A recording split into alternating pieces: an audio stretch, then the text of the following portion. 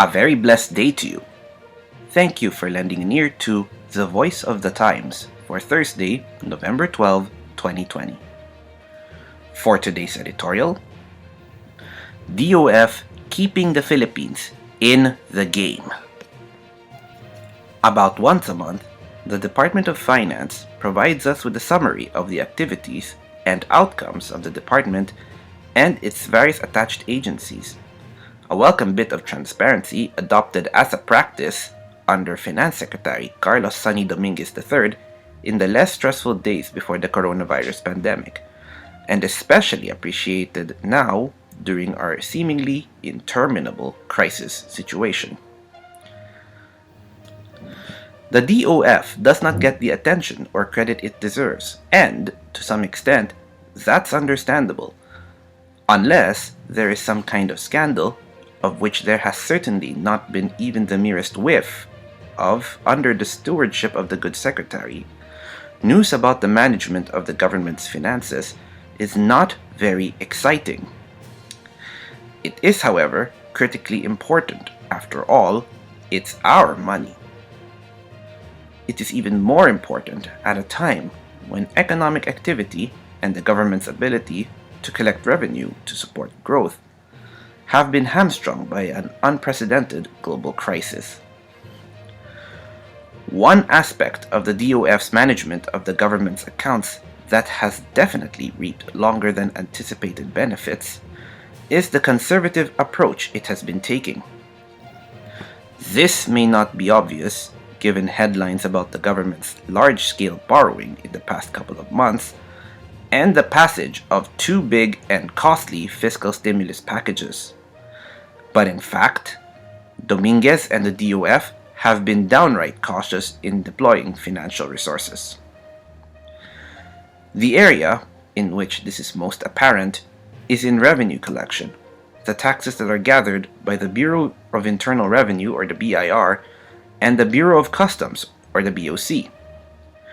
Earlier in the year, when the potential scale of the negative economic effects of the coronavirus pandemic became apparent, the DOF revised its revenue collection targets downward for 2020 by about 20%.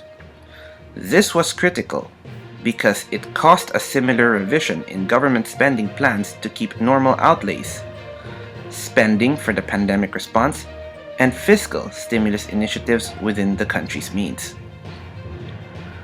Having set lower targets, the DOF then set about aggressively plugging potential revenue leaks, such as through smuggling and tax evasion, and improving revenue collection efficiency. As a result, through the first 10 months of the year, combined tax collections from the BIR and the BOC reached 2.3 trillion pesos, about 10% higher than the revised target for the January to October period. Thus, even though overall revenue collection is about 12% lower than the same period in 2019, according to DOF data, what has been collected, in the context of the government's current spending program, represents a useful surplus.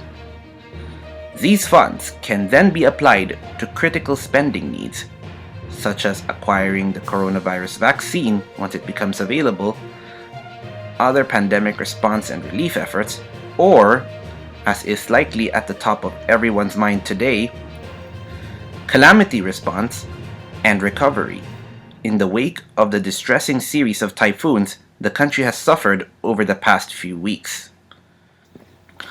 Of course, even with the DOF and its agencies working at peak efficiency, the revenue available to the government is simply not enough to cover all the needs. And so, the government has had to resort to borrowing. As of the end of September, 2.47 trillion pesos for 2020. Even though this figure sounds like a lot, because it is, the DOF has taken several steps to ensure that the new debt is not an economic burden in years to come. For one thing, the DOF has weighted borrowings heavily toward domestic sources.